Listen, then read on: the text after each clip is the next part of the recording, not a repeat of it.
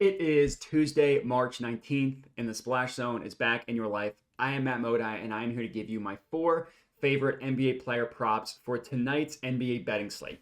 A little bit of a smaller slate tonight, but I was able to find 4 plays that I did really like. Of course, before we can get into today's picks, we got to do a recap from yesterday, which ended up being a fine day overall.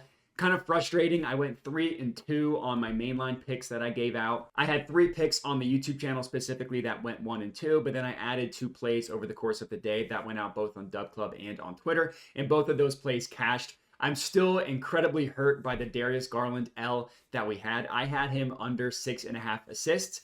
If you take out the third quarter, he had a combined 1 assist. He had 1 assist in the second quarter. He had 0 assists in the first and the fourth quarter. But unfortunately, he had an astounding 6 assists in the third quarter. He had 2 in the last 10 seconds of the quarter. If that didn't happen, we would have cash, but unfortunately it did. So we lost the Darius Garland play. We also lost Keegan Murray over 2.5 made 3-pointers. Even OT couldn't cash that for us, but we were able to cash Bam over 3.5 assists was a play that I gave out on Twitter and Dub Club. We also were able to cash Tyrese Halliburton over 10.5 assists. I gave that out both on Twitter and on Dub Club as well. And then we cashed Dante DiVincenzo over 3.5 made 3-pointers. So we ended up a little bit in the green yesterday. I just wish it could have been such a better day if that Darius Garland play went our way. We were 3-2 up about half a unit yesterday. On ladder plays, we mostly broke even. I also laddered Bam to 5+ assists. That cashed literally in the first half. But then we lost our 3-point ladder plays with Murray and DiVincenzo. 0.02 units of loss with our ladder plays yesterday. A good day overall. I just wish it could have been so much better. On the entire season, it's been amazing. I cannot wish that we've had a better year overall. On the season, we are up 77.22 units of profit on our mainline plays. Amazing success that we've had. Ladder plays, which I just started tracking on February 24th, we are up 5.83 units. We're on a little bit of a cold streak on ladder plays specifically, but still amazing success that we're having. I'd really like to get above the 80 unit mark. Let's hope that happens tonight. If you are not already, make sure to subscribe to the YouTube channel, comment, like the video, all that stuff helps me out a ton. But you're only as good as your next banger. So let's hope we can have a better day today. I would like to have more profit today than we did yesterday, but we're never going to apologize for a day in the green. First up, our first play of the day. This is in the Nuggets versus Timberwolves game. I'm taking Nikola Jokic over 25.5 points, -115 odds at Fanatics is the best offered price. This matchup against the Timberwolves for the Nuggets might not seem like a great matchup on paper for Jokic. I actually think he's going to have a really good game tonight. First of all, it's just a massive game between these two teams, right? Like the Nuggets and the Timberwolves right now are tied for the second seed in the Western Conference. So it's a massive game for both of these teams. Jokic is generally kind of hard to pin down on when he's going to try and score in the regular season. There are some games where he just doesn't even bother trying to score. I expect him to be aggressive in this one. I think he's going to have a good game, as I mentioned. And he's actually been playing pretty well recently. If you look at his last 10 games, or his last 8 games, he's gone over this number in 5 of his last 8 games. One of the games he missed, he had exactly 25. That would be a bummer if that happened again, but at least those were 6 out of 8 games where he has been aggressive in trying to score. He's actually scored 30 or more points in 4 of these 8 games as well. So the ceiling is there. And like I said, I don't think this matchup is terrible for Jokic. I mean, first of all, he can basically score whenever he wants. He's that good. But there is an angle that I like for him tonight. So if you look on NBA.com, scoring by zone, the NBA lists about 5 or 6, 7 different zones in which players can score against the defense. And you're looking at specifically for the defense. The Timberwolves are bottom 5, bottom 7, bottom 10 in literally every single category except for one. Specifically, if you look at in the paint, but not the restricted area, that is the sweet spot where the Timberwolves will give up shots. Now, their defense is so good. That's generally a pretty good area to give up shots on defense. That's also an area in which Jokic eats. You wouldn't expect that because, he's a center. You expect him to score in the restricted area. But if you look at the last 10 games, he scored the second most points in that area of the court in the entire NBA. The only one above him is De'Aaron Fox. And the Timberwolves in the last 10 games are allowing the most attempted shots in that area and the 4th most made shots in that area. So they're kind of filtering people not to the rim, because that's where Gobert was just dissuade you, but right in the paint, but not in the restricted area, are the shots that they are giving up. So here's hoping Jokic is able to score tonight, having a good game. I debated laddering him to 30 plus points. I haven't done that yet. If I do, I will send something out and let everybody know. That will go out both on Twitter and on Dub Club if I decide to do that. But we'll see. I haven't yet. That's our first play. Next up, Hornets versus Magic game. I'm taking Gary Harris over 1.5 made three-pointers, -104 odds at FanDuel. So this is the first time that you'll see Gary Harris on the Splash Zone report. Definitely one of the more random angles that I've had. But this is a play that I found after researching that I ended up really, really liking.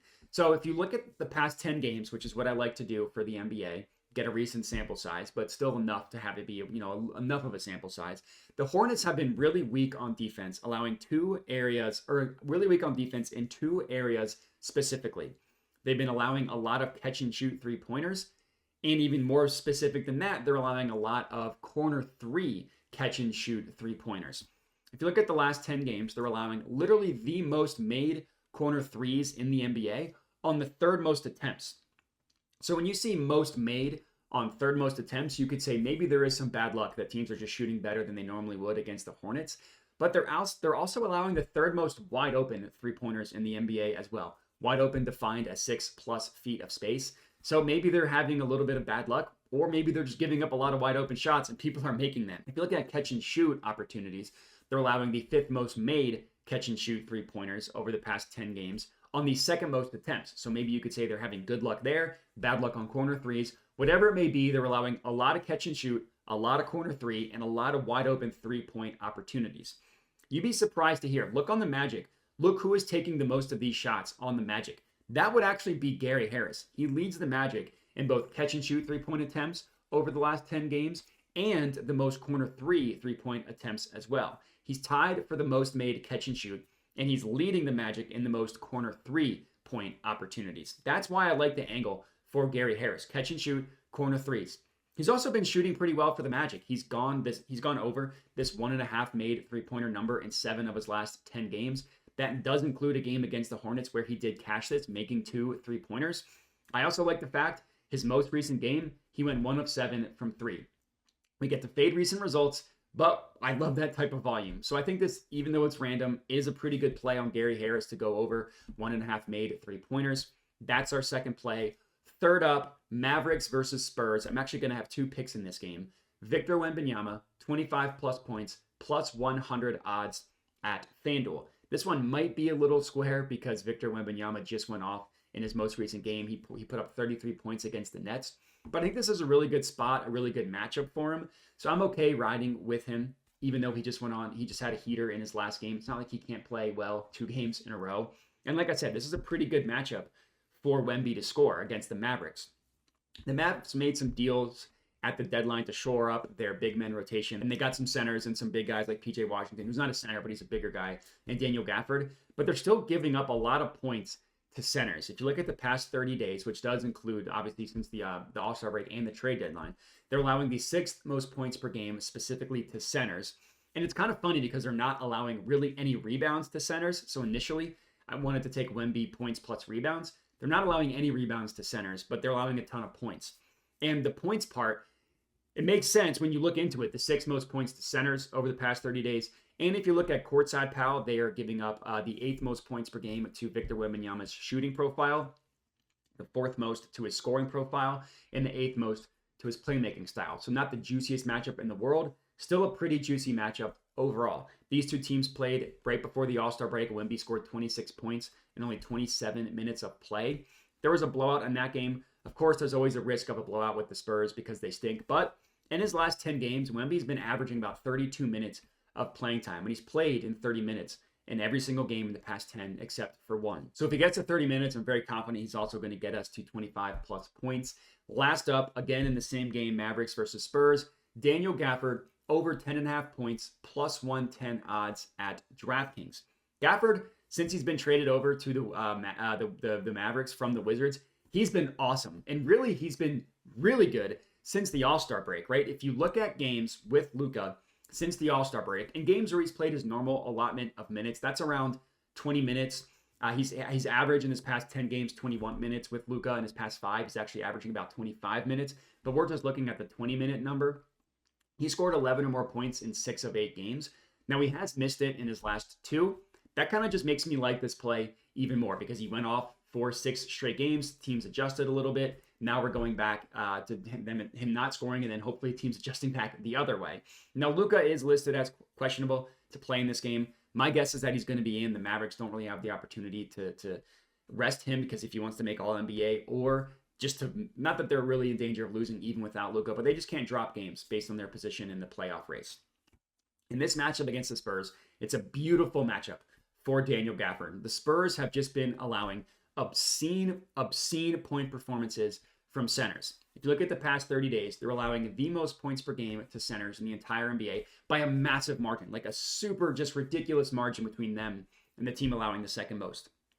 They're allowing 30.3, again, points to centers over the past 30 days. The next closest team is all the way down to 27.8. That's a huge gap between them and the second most team. And just look at the matchup. Look at different sets of data, right? Courtside Pal says the Spurs give up the most points per game to Gafford's shooting profile and the second most points per game to his scoring profile. All that's telling you is that the Spurs give up a ton of points to rim running centers. And look at that data as well. On the year, they're giving up the second most points per game. This is on the entire season. You can't filter this for whatever reason on NBA.com to be more recent. But on the entire year, the Spurs are allowing the second most points per game to pick and roll big men. And that's a role that Dan Gafford has been cooking in since he came to the Mavericks. So I love this matchup. I love for Dan Gafford to have a good game. Hopefully he does, cashing out our 4th and final pick of the video.